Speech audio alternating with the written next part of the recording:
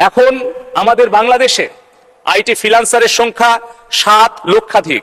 এখন বাংলাদেশে তরুণ তরুণী শিক্ষিত ছেলেমেয়েরা তারা সজীব ওয়াজেদ জয়ের পরামর্শে তারা ছোট ছোট 3 মাস 6 মাস 9 মাসের কোর্স করে ওয়েবসাইট ডেভেলপ করছে।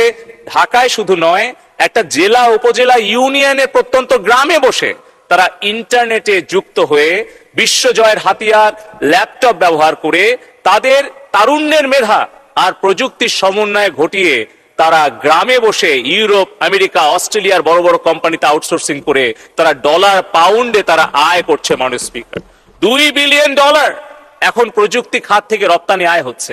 আমাদের প্রায় 2500 অর্থাৎ 2500 ধরনের সেবা আমাদের ইউনিয়ন পৌরসভা সিটি কর্পোরেশন 9381টি ডিজিটাল সেন্টার থেকে তরুণ তরুণী উদ্যোক্তারা দিচ্ছে। একদিকে উদ্যোক্তা তৈরি হয়েছে, অপরদিকে সময় সাশ্রয় হয়েছে, দুর্নীতি কমেছে এবং আমরা জনগণের দোরগোড়ায় সেবাটা পৌঁছে দিতে পেরেছি। ডিজিটাল বাংলাদেশের কল্যাণ আমরা উপলব্ধি করতে পেরেছি প্রতিটি মুহূর্ত। যখন করোনাকালীন সময়ে আমাদের 2টা বছর স্কুল বন্ধ রাখতে হলো, কিন্তু স্কুলের কিন্তু পড়াশোনা বন্ধ রাখতে হয়নি, কারণ অনলাইনের মাধ্যমে আমাদের ছেলেমেয়েরা পড়াশোনা করেছে। আমাদের মাননীয় প্রধানমন্ত্রী জননেত্রী শেখ হাসিনা, আমাদের স্মার্ট প্রধানমন্ত্রী, যিনি দ্বিনথি ই নথির মাধ্যমে অফিস ওয়ার্ক করেছেন পেপারলেস, আবার অপরদিকে 2 বছরে 1600টি ডিজিটাল মিটিং করেছেন। দেশে বিদেশে জাতীয় রাজনৈতিক এবং সকল কর্মকাণ্ডকে উনি বেগবান করেছেন, নিজে সরাসরি নেতৃত্ব দিয়েছেন, তত্ত্বাবধান করেছেন, যার ফলেই কিছুক্ষণ আগে সাবেক স্বাস্থ্যমন্ত্রী মহোদয় বক্তব্য রাখলেন, আমরা স্বল্প সম্পদ দিয়ে সততা এবং সঠিক সময় সঠিক সিদ্ধান্তের মধ্য দিয়ে প্রযুক্তির সর্বোত্তম ব্যবহার করে বিশ্বে আমরা করোনা মোকাবেলায় চ্যাম্পিয়ন হতে পেরেছিলাম জননেত্রী শেখ হাসিনার সুযোগ্য নেতৃত্বে।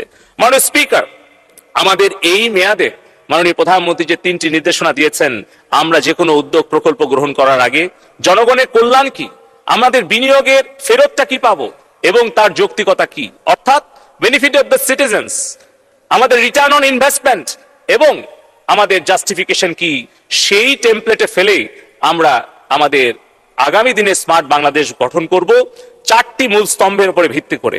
মাননীয় প্রধানমন্ত্রী জননেত্রী শেখ হাসিনা তার নির্বাচনী ইশতেহার ঘোষণায় বলেছেন, আমাদের দক্ষ মানব সম্পদ তৈরি করতে হবে। বর্তমানে প্রাথমিক মাধ্যমিক উচ্চ মাধ্যমিক বিশ্ববিদ্যালয় মাদ্রাসায় যা ছেলেমেয়েরা আছে, সেই 5 কোটি জনগোষ্ঠীকে আমরা স্মার্ট নাগরিকে পরিণত করব, যারা শুধু উচ্চ শিক্ষায় শিক্ষিতই হবে না, শুধুমাত্র অর্থে ধনী হবে না, শহর কিংবা গ্রামে ধনী কিংবা দরিদ্র, নারী পুরুষ কিংবা তৃতীয় লিঙ্গ, তারা হবে অসাম্প্রদায়িক চেতনায় বঙ্গবন্ধুর আদর্শের এক একজন সোনার মানুষ, যারা 41 সালে বঙ্গবন্ধুর স্বপ্নের সোনার বাংলার আধুনিক রূপ স্মার্ট বাংলাদেশ গড়ে তুলবে। মাননীয় স্পিকার, আমাদের মাননীয় আইসিটি উপদেষ্টা সজীব ওয়াজেদ জয় ভাই বলেছেন, তার পরবর্তী লক্ষ্য হচ্ছে স্মার্ট ইকোনমি, যেটি হবে ক্যাশলেস এবং সম্পূর্ণ অটোমেটেড, এবং আমাদের স্মার্ট যে সরকার ব্যবস্থা হবে সেটি হবে পেপারলেস, ইন্টারকানেক্টেড, এবং আমাদের শহর গ্রামের দূরত্ব দূর করে নারী পুরুষ ধনী দরিদ্রের বৈষম্য দূর করে আমরা একটি অন্তর্ভুক্তিমূলক প্রযুক্তি নির্ভর স্মার্ট সোসাইটি আমরা গড়ে তুলব।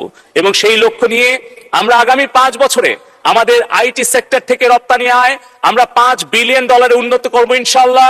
আমাদের আরো 1 মিলিয়ন অর্থাৎ 10 লক্ষ ছেলেমেয়েকে আমরা সফটওয়্যার হার্ডওয়্যার এবং সার্ভিস সেক্টরে আমরা কর্মসংস্থান সৃষ্টি করব, এবং আমাদের আগামী 5 বছরে $1 বিলিয়ন বেশি বিনিয়োগ আমরা বৈদেশিক বিনিয়োগ ইনশাআল্লাহ নিয়ে আসব।